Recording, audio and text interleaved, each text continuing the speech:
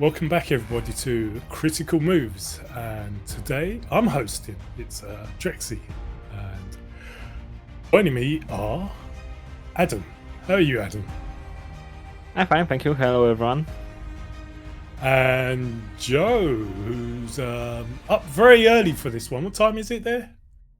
It's 5 a.m. here, and I'm doing great. A true hero. So today, what we're doing is we're basically looking at each other's Steam library and picking games that each of us have not played, and we're titling this a pile of shame. Why haven't you played this game I like? And we're going to shame each other and force each other to play each games we're going to pick. We're going to pick one game each for each other, and they'll have like a month or two, I guess, to play the two games, and then we're going to come back and do a part two. And if they don't like the game, then there's going to be big trouble. Right? I think that's the idea, right? So, we didn't say how long they have to play it. How long do you have to give a game? You got to give it a good go, I reckon, right? So you're going to basically have to review the game almost and say why you like it or hate it. Basically. 2 to 5 hours minimum, right? Yeah. I would say 5. 5 is like, yeah. I mean, it all depends on the game and whether you like it or not, right? But yeah, there should be like a minimum sort of time you. Yeah, 2, 3, or 5. Like this should be minimum. I agree. I mean, some games don't open themselves up until, especially if it's a more complex game. I've tried not to be too mean with my picks. I could have gone really, really mean, but I've tried to pick games that, the games I play are quite complex, but I try to keep them to a sort of a manageable level that you don't need to spend months and months to learn. That's good. Right, let's start with you then, Adam. What games am I going to pick to? See, I've got a list, and I think I'm going to be a little bit cheeky with mine. The game I've picked for Adam is Warhammer 40k, Gladius, Relics of War. Oh yeah. So you see, I got it because it was free on Steam. Yes, it's been free a couple times, right? So this is interesting that I guess, I don't know, some big chunk of our pile of shame is either free games or like collection, like bundles. On my, at least it is. So I bought them like, in a pack. So yeah, for sure. Thank you for this pick because I wanted to play this game. Unfortunately, I don't have any DLCs for it, so that should be interesting.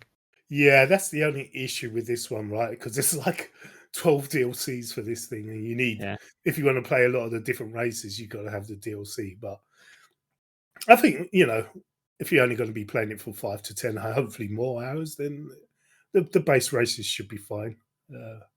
Yeah, the developers have created another game. Last year. Zephon. Yes. See, I actually like Gladius more. Zephon was their attempt. See, because Gladius is, we call it a 4X light. It's not a true 4X game. There's no diplomacy because obviously in the Warhammer 40k universe, there's not really diplomacy, right? So Zephon, they tried to make basically Gladius with diplomacy. The only issue I had with the way they did it, they've added this end game crisis thing that always happens, and I really hate that in 4X games where the ending is basically going to be always the same. There is ways to turn it off and that. I mean, it's such a good game up to that point. It's a shame. I'm just hoping they'll make some changes and it doesn't end up being the same game over and over. But anyway, going back to Gladius, I think it's probably one of the best. It has some of the best combat in any of these types of 4X hex-based sort of games. It's actually quite tricky as well. Before you even meet any other empires, you have to deal with quite hardcore neutrals. And the AI is really, really hard. It's actually made by a guy called Al, who made a mod for their previous game called Pandora. I can't remember the full title of it, but basically he made a mod for that game and made like a really hardcore AI.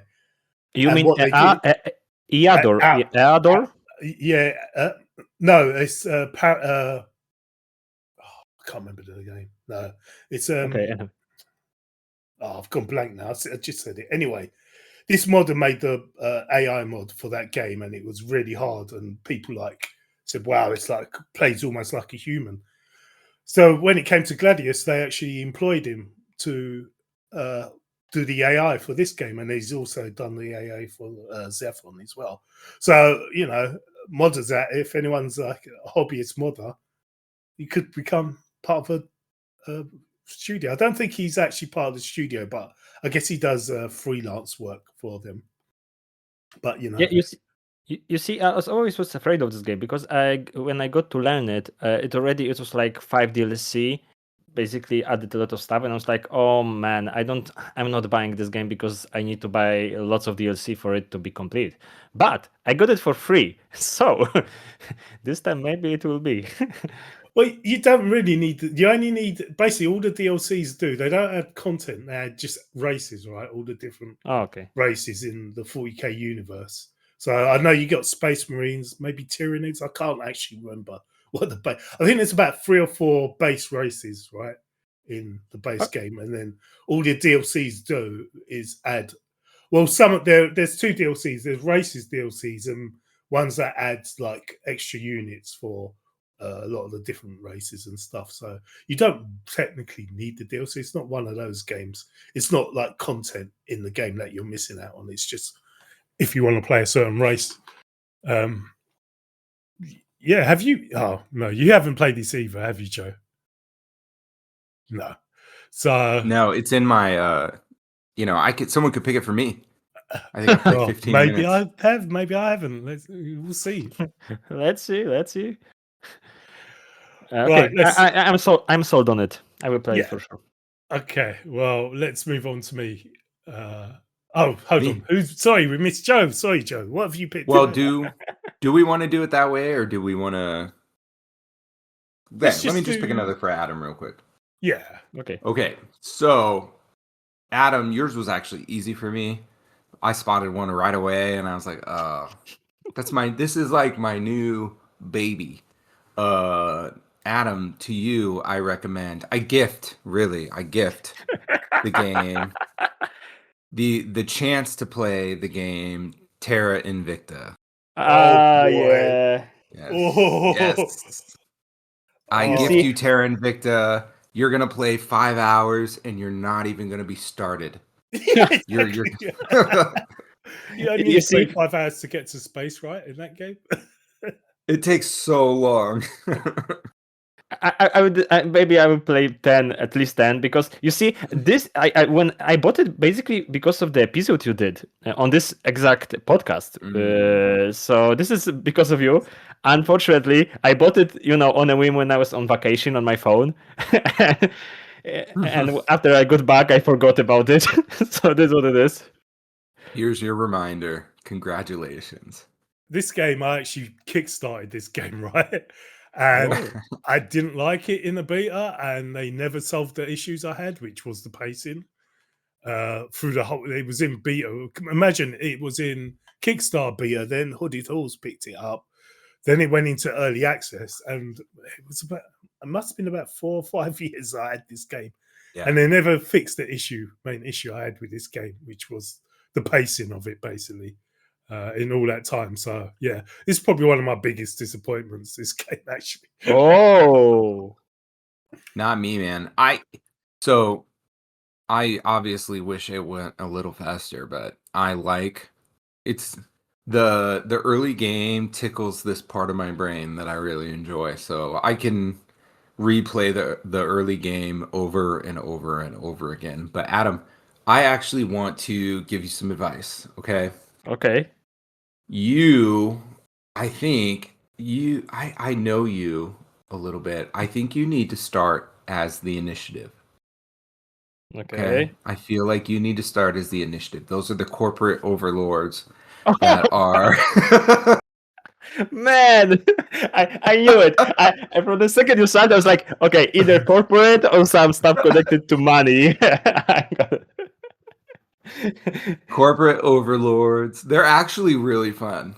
And just because that's how you're supposed to play it, that you can change how these countries, right? Like an interesting gameplay dynamic some people will do is they will avoid all the easy countries and just start picking countries in Africa and making the game like they want to beat the aliens or whatever, but really what they're doing is they're trying to turn Africa into the most powerful continent in the world, right? And you can actually do that. It takes forever, but you can do that in this game. And so it's a really, really interesting game. As you know, it's kind of like, okay, what would really happen if XCOM happened?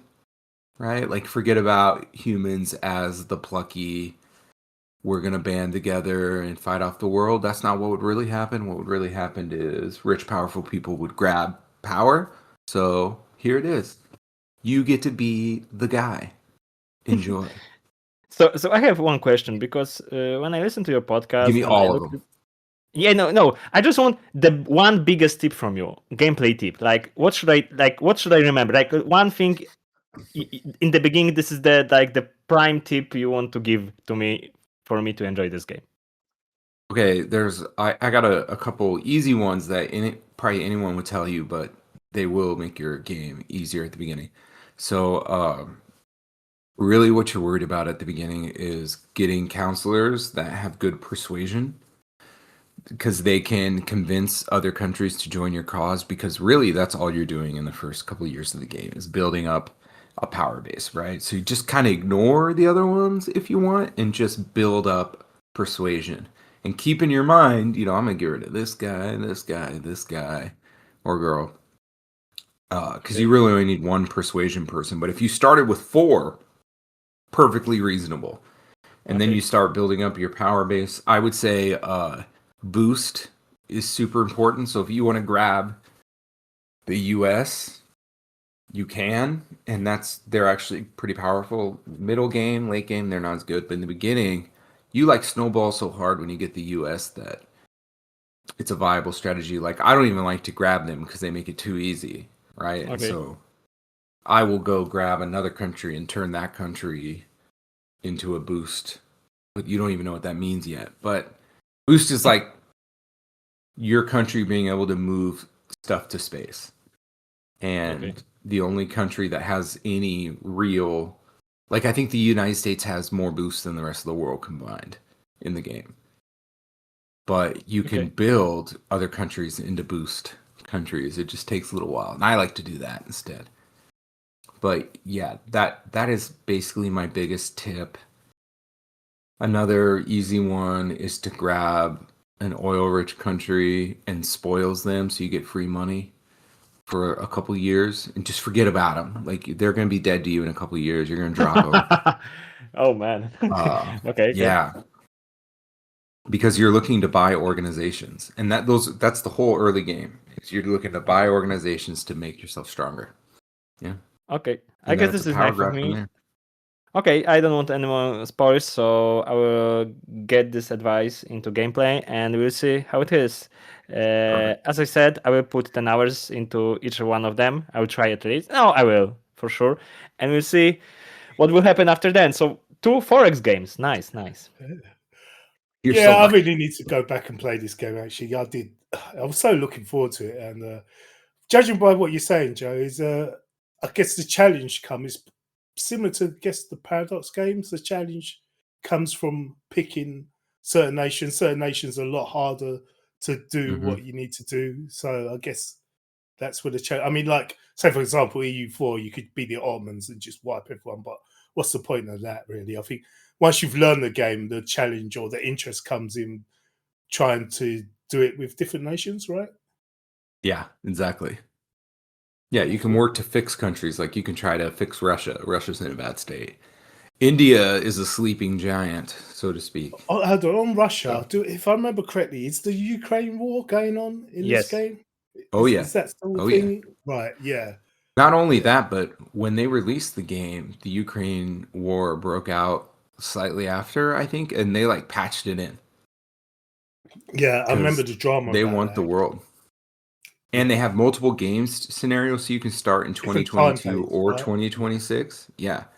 And if you start in 2026, the world is different, like completely different than 2022 because they changed it, right? Like things happened in countries. We won't get into it, but things happened and they did their best to relay those changes via numbers.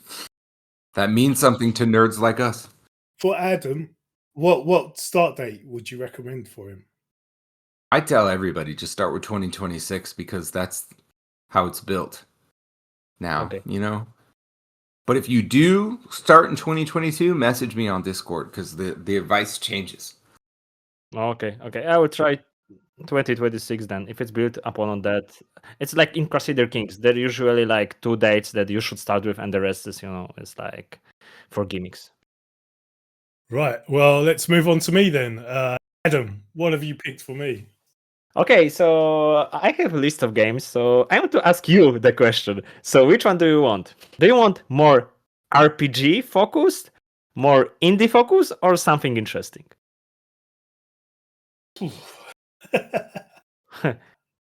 That's a hard question.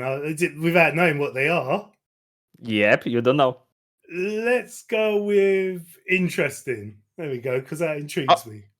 Okay, so you should play Loop Hero, for sure. Loop Hero, right. Yes, Loop Hero. This was the game that was first released. Can I jump in? I've actually played this, but it was on Epic. It was on Epic Store. I got it free on Epic Store, so I played it on there. I have another one, and I'm 99% sure you haven't played it. It's called Novalands. I don't even know what that is. It's obviously in my library, but I have to look that up now. It is the mixture of clicker, strategy game, and action game. it's on the list, so you know it is. And in fact, I wanted to play it for a long time. And that's why I want you to play it to tell me if it's good or not, so I can. So you're experimenting with me, basically. Yes. I've got a feeling this is something because I don't know why I still subscribe to it, but I get like these 8 games every month from Humble Bundle. That's the reason why my library is so bloated. I've actually stopped adding a lot of them now because I just end up adding all these games and never playing them. But well, it looks like I'm going to have to play this one. It looks interesting. It's called again Nova. It's called Novalands. You should read it probably like that. And it's top-down action strategy game. It's like a base builder, right? Sandboxy base builder. But you are a guy. You work on the like you have top-down control, so a little bit like Factorio, but it's more streamlined as far as I saw. And it's Factory Builder, and it's also an action game. So the thing is, you've never played this, so you can't really. You're just using me as a what's it name? A test subject, whether it's good or not. Man, we haven't talked before like how we are choosing this game, so I decided to do it this way. For Joe, I have different suggestions, so don't worry, mate. That's coming. Well, it's interesting because I've always been interested in these kind of games like Factorio and that, but I've never really got into them. And this is similar along with that. It's like basically you just a lot of production lines and stuff like that. So it's going to give me an excuse to try one fully. And it's, as far as I know, it's streamlined. So because Factorio is really robust and it's compelling, but it's really hard to get into. And Novalands seems like a easy first step for you. Yeah, and it's very well rated as well. It's got a lot of reviews, so it must be good, right? Exactly. Yeah, I look forward to trying it. Okay. Right, Joe, what have you picked for me? So I've got two. Two. One of them I think you've played because you've got so many games. You're just Mr. Guy who buys games in 3 different stores. But my first one, I hope you haven't played it because I will actually feel joy sharing this game with you if you haven't played it. I'm going to recommend the original Mount and Blade game to you, Drexy. Oh, yes. This is a game I bought and never got round to playing. Yes. So, yeah, that's a good one for me. Yes. Okay, so before you... Well, first tell us how this happened. How you have such a... How you could find a game like this, buy it, and then never play it when it is such an indie hidden gem. How did that happen? The thing is, the problem when you buy so many games, you just don't find the time, and then they just get forgotten in your library. Yeah, people talk about backlog. There must be a new word for my backlog because it's We won't even backlog. say the number. Right. Yes. I'll say it ends with Lyons. Yeah, so I actually had a friend who was really into this and recommended it to me, so that's why I bought it. But I just never got around to playing it. And what he was telling me, at the time it sounded really interesting, but I think I was probably just playing something else at the time, and yeah, it was just I'll get around to it, and never did. Yeah. What was the second one? Why didn't I pick that one? That's what I was gonna say. Well, because you have the second game? Yeah. The other game I was gonna suggest, let me pull it up again. Was this is good podcasting. I was gonna suggest Solium Infernum. Oh. It's a yes, I bought this recently. Prince of Darkness. I actually wanted to play this because I've got friends who actually play this multiplayer. Because apparently it's actually because it's based on a board game, right? Mm-hmm. I believe. I've never played it either. Right. Just like I was going to pull an Adam and make you play a game and tell me how it is because it looks really interesting to me. Yeah, I actually have a bunch of friends. I don't know whether you know Battle Mode, Ben. He's got a Discord channel and they all play on them. And the thing they say is the AI in this isn't that good, so it's better to play multiplayer. And it's an actual based on a real board game, so it's sort of more geared towards playing with other people as well. So not only is it based off of a board game, it's like based off of an earlier game, like an earlier PC game of this. They like redid it again to give it better graphics. Because I read a crazy, I think it was Rock Paper Shotgun article about a multiplayer game they did that made me want to play it so bad. Did you guys read that one? I used to read that, so I haven't read it recently. Well, they did a retrospective on it. This is back on the old version of the game, and they were all playing it together. And one guy forgot to join in, and they all ignored him. And he joined in at the end, and the game had like built him up a bunch of stuff, and he ended up winning. I just thought it was a really great story, but anyways, so that was my backup pick. Back to Mount and Blade. Why not 2? Fire or Why something? not 2? Fire or something? Isn't that supposed to be better? Well, Fire and Sword is an expansion pack, so you're fine playing that one. You can play Fire and Sword. That's an expansion pack to the first one. The base or Bannerlord 2 is the one you have. Is the other one you have because you have both Mountain Blades. Don't play Bannerlord 2. The graphics are better, but it's arguably a worse experience. I think the first game is better. If you're a guy who can handle lowered graphical fidelity, then I would say forget it and stick to the original. It's more fun. Right. Okay. Fire and Sword. That's what you need to play then. Mountain Blade with Fire and Sword. And if you are somebody that likes a game that's hard, I would say maybe don't even play it. I would like you to jump right into a mod and play the mod Prophecy of Pendor. Let me write this down. Yeah, write it down. Prophecy of Pendor. It turns the game into like a Lord of the Rings type fantasy game a little bit. And it's way harder, but it's really cool. It adds in elves and it adds in all of this. Like the game is known for having like bandits and stuff like that, but Prophecy of Pendor names a lot of them and it gives you a lot more types and you can build your own knighthood order, and it just adds all this stuff that makes it way cool, but it's much harder. So I would say if you start with the hard one, you'll never know. You'll never know how easy it used to be. Right. So you're suggesting I just go hardcore and try a lot. Come on. Yeah. After seeing that Steam library, you have to be somebody who knows. Yeah, I don't that mind hard the challenge. games are fun. Yeah, I don't mind the challenge. I think that's a good one, actually. Again, another game that I've always wanted to play and never did. So this is a perfect excuse to play it, right? Yes. Found that in intermission of the show I was at last night. Really excited about it. Have you played this, Adam?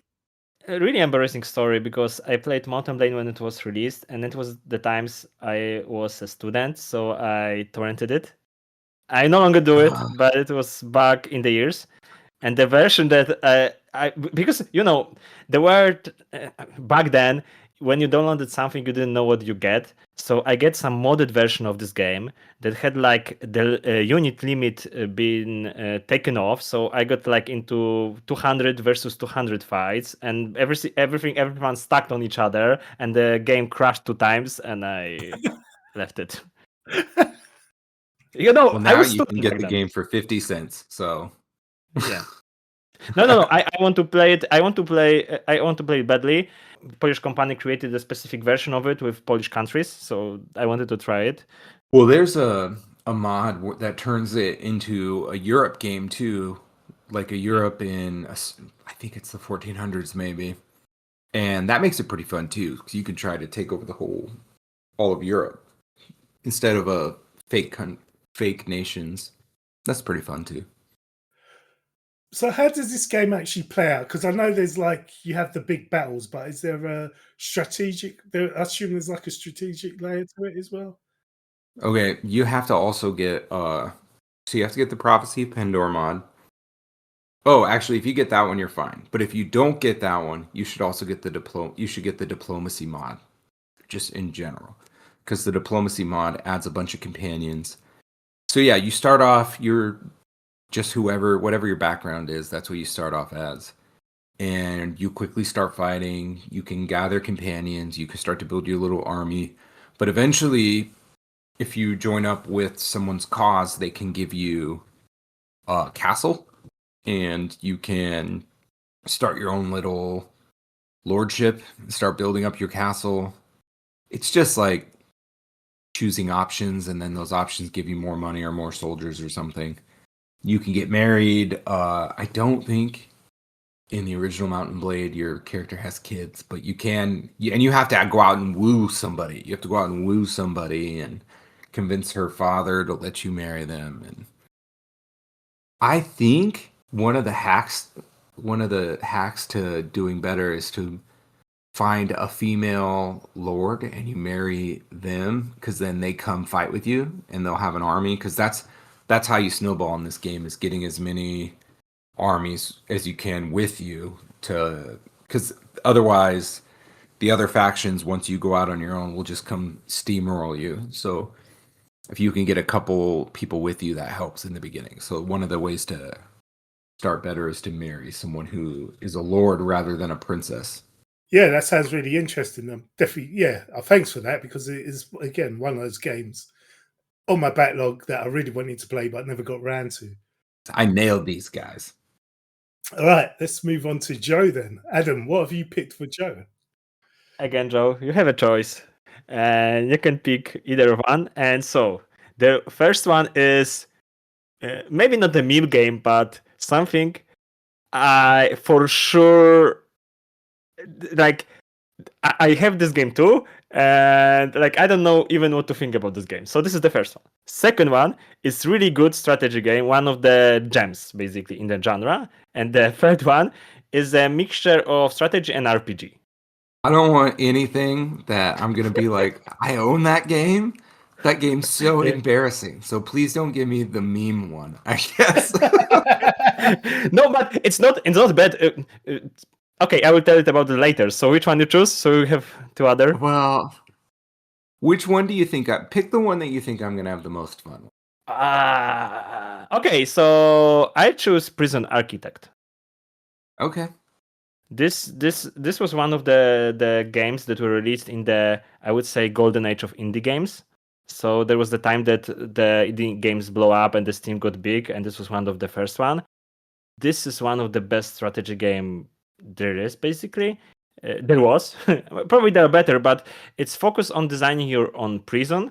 But they implemented also, except for the whole strategy layer, they implemented also like a people layer in there. Yeah, so you need to watch out for escapees. You need to do with managing stuff that like food and quality, and it's really interesting simulator. And it was really, really big at times. I remember basically it is on every device. It was released on consoles. It's even on mobile at this point, so you can play it whenever, whatever way you want. I bought this game in 2016, according to Steam. Yeah. And played 2 minutes. I think this was like Drexy. I think this was a Humble Bundle game. I must have picked this one out because it was well. I know it's really well reviewed, but I don't remember why I didn't play it. It's kind of like Rimworld. I don't know if you played Rimworld or you know this game. It's kind of like Dwarf Fortress, streamlined Dwarf Fortress. It's really interesting. See, I do like those, so that should be good. I tried to click on the workshop and it was like, you can't go to this workshop because it has content you said you don't want on your Steam. And I'm like, oh man, what's in this workshop? Holy moly.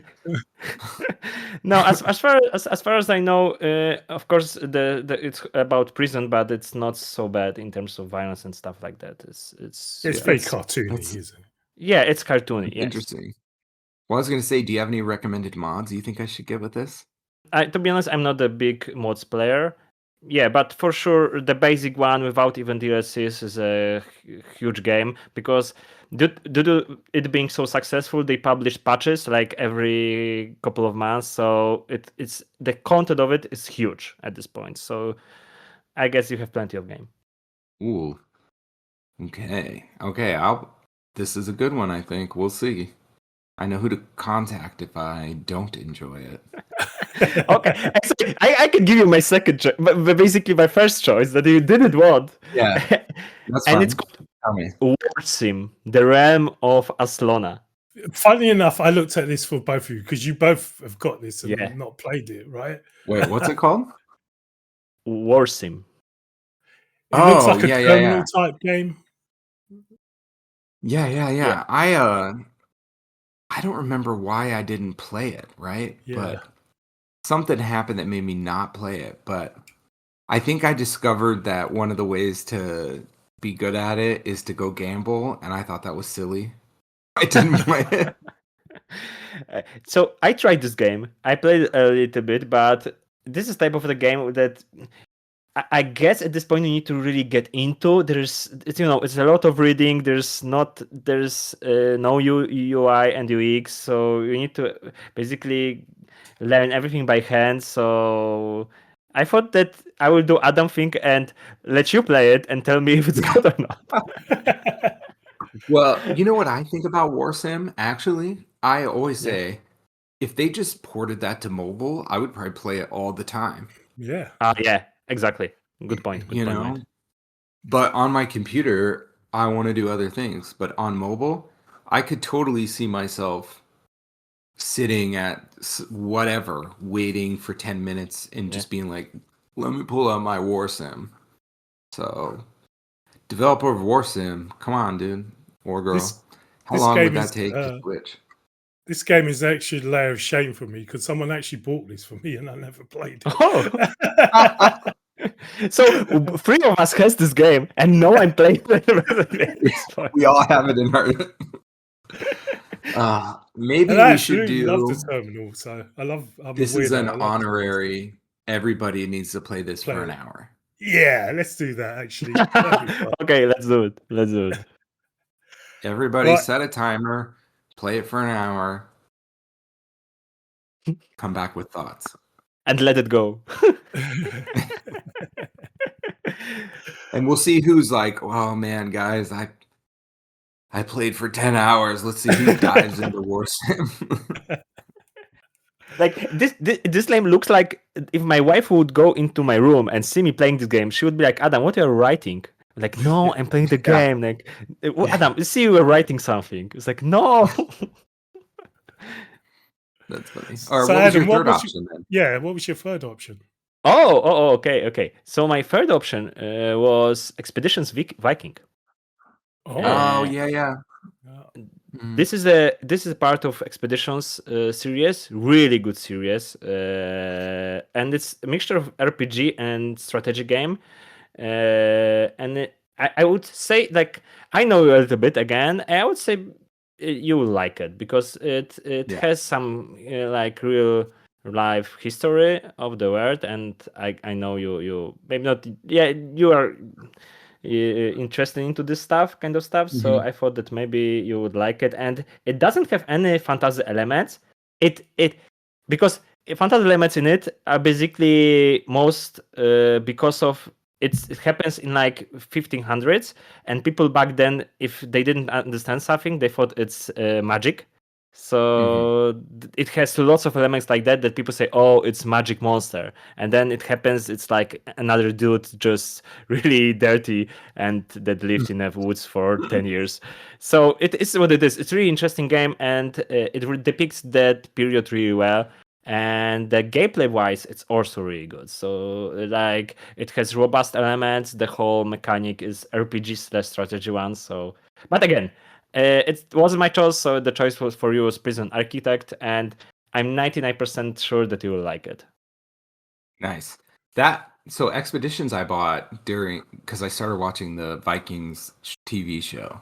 Oh, good one. And I bought that, and then this happens with me where I will buy a game, install it, and then I go to play it, and something about the screens, I'm just not feeling this, and I just stopped. That's what happened with Vikings. Like, nothing was pulling me to hitting go, so I just didn't. I just did other things instead. So. Okay, so maybe my choice with Prison Architect wasn't so bad. Yeah, you did good. We'll see. You got Drexy. You got a lot to live up to. Here we go. I know, right? And I was going to be cheap, so now I'm rethinking mine. I actually have 3 games I've got listed for you. Okay. And one of them was Gladius as well. My thinking on that was maybe if you both play it, then you'd have something discussed on the next episode. Yeah. But I might change my mind, actually. I'm actually going to go for a game that I never finished, but I think according to Steam, I played for about 13 hours and I really enjoyed it. And it's another game I thought, I need to get back to that. See, the issue I have with a lot of these types of games is if I sort of play them and then I don't go back to them within a week, I've just forgotten what I was doing and I find it really hard to go back to them. Yeah, that happens to me. This is an RPG game. Okay. It's a very quite well-known sort of universe. It's actually Shadowrun Dragonfall. Oh, that's not what I thought. I thought you were going to say the original Divinity. No, it's actually it's Shadowrun Dragonfall. The nice. First game was quite good, but there wasn't much story to it. It was sort of the way they made it was the idea was they made the engine and they wanted players to actually make content for it, but that didn't seem to play out. A lot of people didn't really do that. So for the Dragonfall, which was the second game in the series, they actually made a really good story for it. To explain what it is, basically it's based on an RPG system similar to Dungeons and Dragons, but it's more in like a cyberspace type thing. There's a lot of hacking and stuff like that, and implants you can pull on your heroes. So it works out. It's a tactical. It's a good story to it, but the combat's like a very tactical, and you can sort of build your characters the way you want, sort of thing. So it's quite in depth in that. So, and it's a game I should really go back and finish, but I never did. But what I played with it, I really enjoyed it. and I thought, yeah, I want to hear what you think about it as well. You've played about 40 minutes, it says. Why didn't you continue? I think that was literally the game was open and I didn't even start it. I think it's just one of those ones I never give a shot to, if you know what I mean. Like I never gave it a real chance. And so here we go. Let's do it. Well, yeah, now you're gonna have to force yourself for at least 5 hours to play. Well, now, okay, so help me out. What type of character should I make? But I think your base character's pretty much the same. It's who you pick up. You choose who's with you. Oh.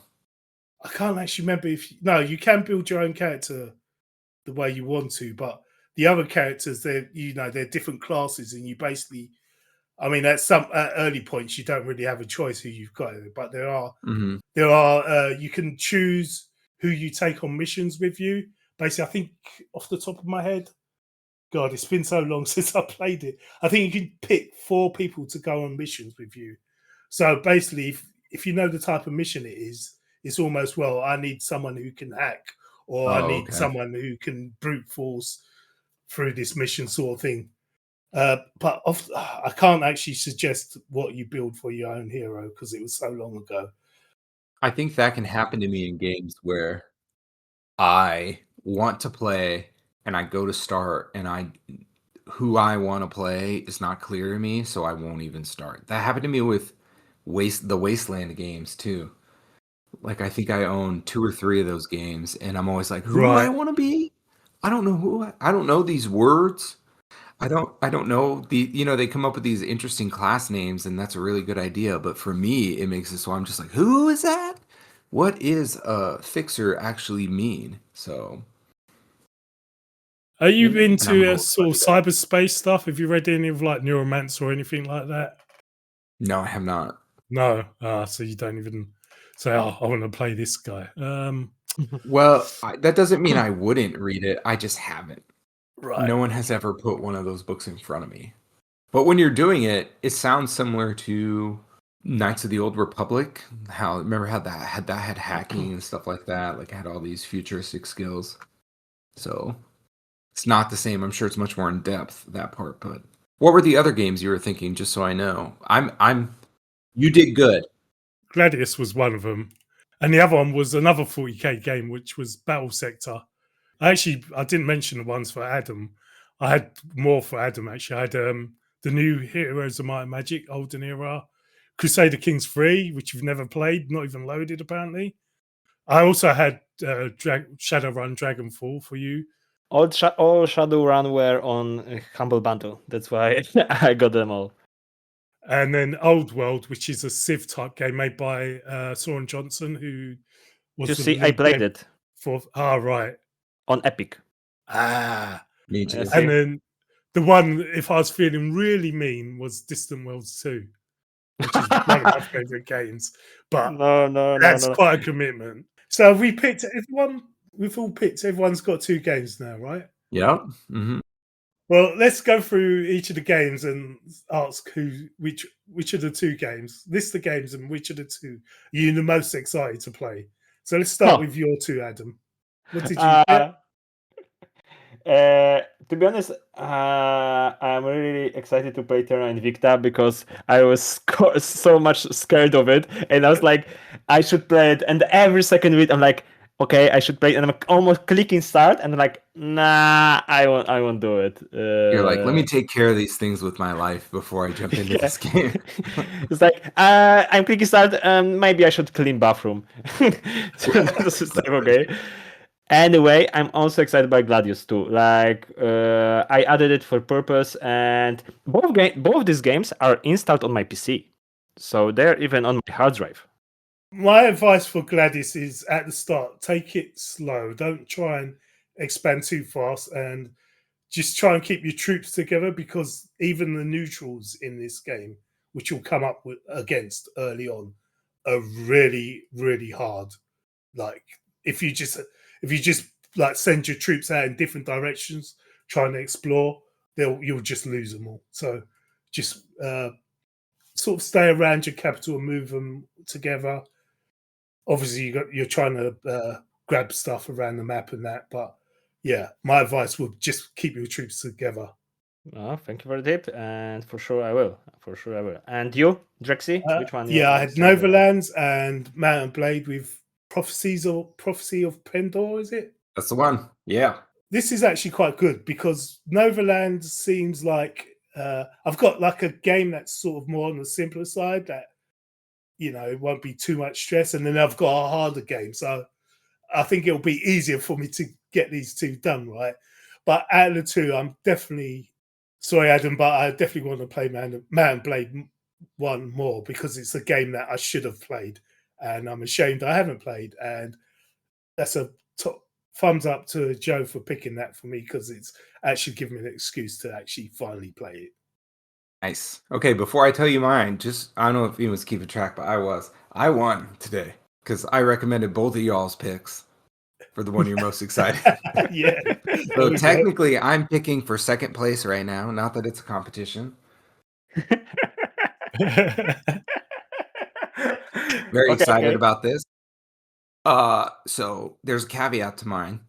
I want to start with I am more excited to play Prison Architect because I think I have to do some research before I can start Shadowrun.